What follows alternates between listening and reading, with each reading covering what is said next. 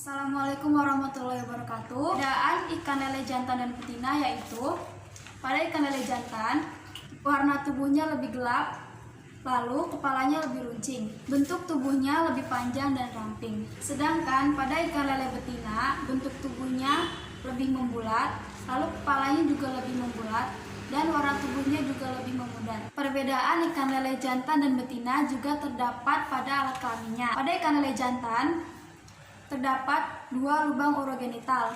Nah, pada ikan lele ini, alat kelamin pada ikan lele ini disebutnya papila.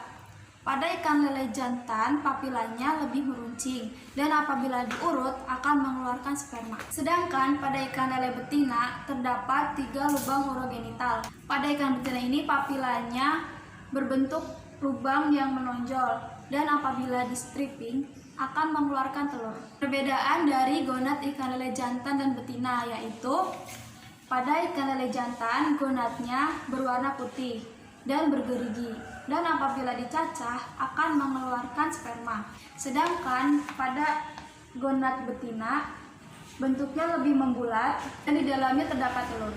Ciri seks sekunder pada ikan nila jantan yakni memiliki tubuh yang lebih besar dibandingkan ikan nila betina, kemudian memiliki warna tubuh yang lebih gelap, serta tutup insang dan sirip yang warna kemerahan. Pada ikan jantan terdapat 2 lubang urogenital. Lubang pertama untuk pengeluaran feses dan lubang kedua untuk reproduksi.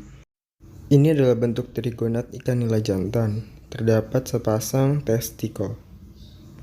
Ciri seks sekunder pada ikan nila betina ini memiliki tubuh yang lebih kecil dibandingkan dengan ikan nila jantan, memiliki warna yang lebih cerah, serta memiliki 3 lubang urogenital. Satu untuk pembuangan urin, satu untuk pembuangan feses, satu lagi untuk bereproduksi. Berikut adalah bentuk dari gonad ikan nila betina. Ikan nila betina memiliki gonad yang lebih besar dibandingkan dengan gonad ikan jantan dan berwarna kuning. Cumi-cumi memiliki 2 bagian tubuh, yaitu posterior dan anterior. Ciri seks sekunder yang dimiliki oleh cumi-cumi yaitu pada cumi-cumi jantan memiliki bentuk tubuh yang lebih panjang dan lebih langsing dibandingkan dengan cumi-cumi betina saat mengalami matang gonad.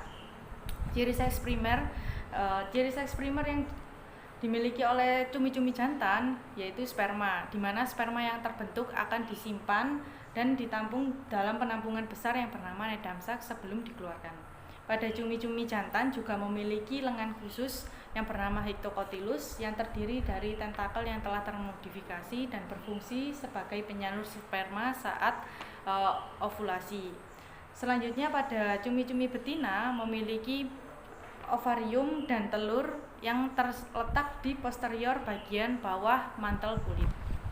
Yang pertama adalah ukuran tubuh. Pada kepiting bakau jantan, ukuran tubuh cenderung lebih kecil, namun dengan capit yang lebih besar.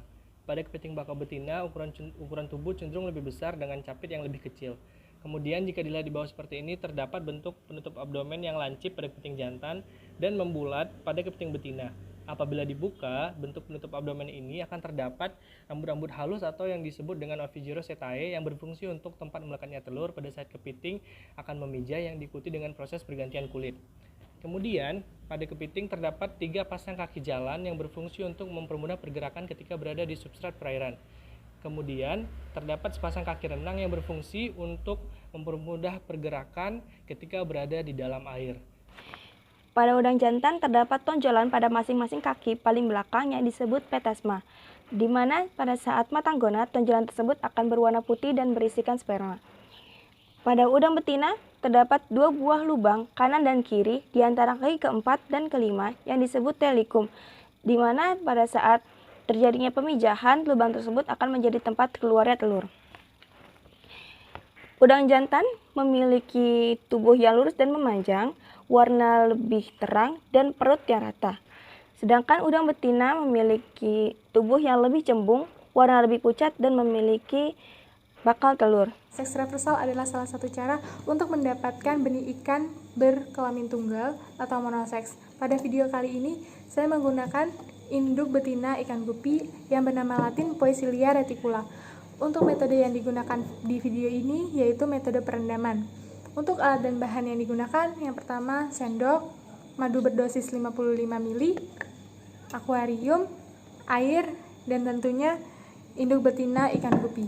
Untuk dosis 55 ml, ini berdasarkan Ibrahim et al. 2016. Langkah pertama yang perlu dilakukan adalah memasukkan 55 ml madu pada akuarium yang berisi induk betina ikan gupi. Kemudian, ratakan madu dengan perlahan.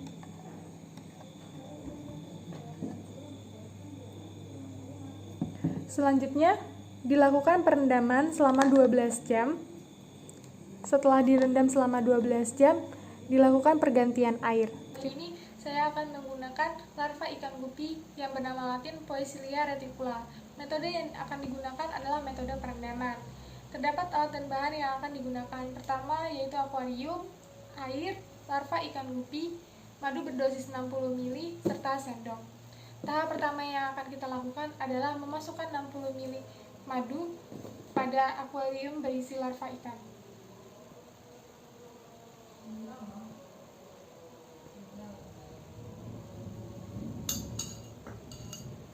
Dosis yang digunakan yaitu 60 ml madu per liter.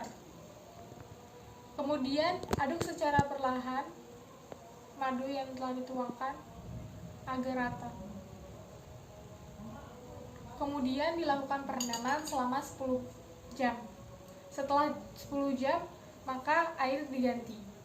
Selanjutnya materi GTA 1, ketika terdapat stimulasi lingkungan baik secara fisika, kimia maupun biologi, akan ditangkap oleh sistem saraf yang kemudian sistem saraf akan mengirimkan sinyal kepada hipotalamus. Kemudian GnRH atau gonadotropin releasing hormone dikeluarkan berupa FSH-RH. Hormon ini akan merangsang pituitari untuk menghasilkan hormon gonadotropin berupa FSH. Nah, FSH ini merupakan hasil produksi dari GTH1. Kemudian FSH akan masuk ke dalam oosit dan mempengaruhi sel TK untuk menghasilkan hormon testosteron. Kemudian hormon testosteron ini akan dimediasi oleh enzim aromatase pada sel granulosa untuk dapat menghasilkan estradiol 17 beta. Estradiol 17 beta ini akan dibawa menuju ke hati untuk disintesis dan menghasilkan fitologenin atau bakal kuning telur. Fitologenin ini kemudian ditangkap oleh reseptor berupa darah yang kemudian menuju ke oosit, kemudian diserap oleh oosit yang menyebabkan menebalnya dinding radiata. Menebalnya dinding radiata ini menyebabkan bertambah tingginya estradiol 17 beta hingga menyebabkan umpan balik terhadap LH. Kemudian munculnya fungsi LH yaitu untuk menghambat enzim aromatase. Ini menyebabkan meningkatnya hormon testosteron karena tidak memiliki mediator untuk menjadi estradiol 17 beta. Kemudian menyebabkan umpan balik yaitu positif dan negatif. Umpan balik positif ini berupa LH-RH, sedangkan umpan balik negatif berupa FSH-IH. Umpan balik akan menghasilkan hormon LH-RH untuk menstimulasi pituitari dan menghasilkan hormon gonadotropin atau LH yang kemudian diterima oleh sel TK untuk menghasilkan 17 alfa hidroksiprogesteron.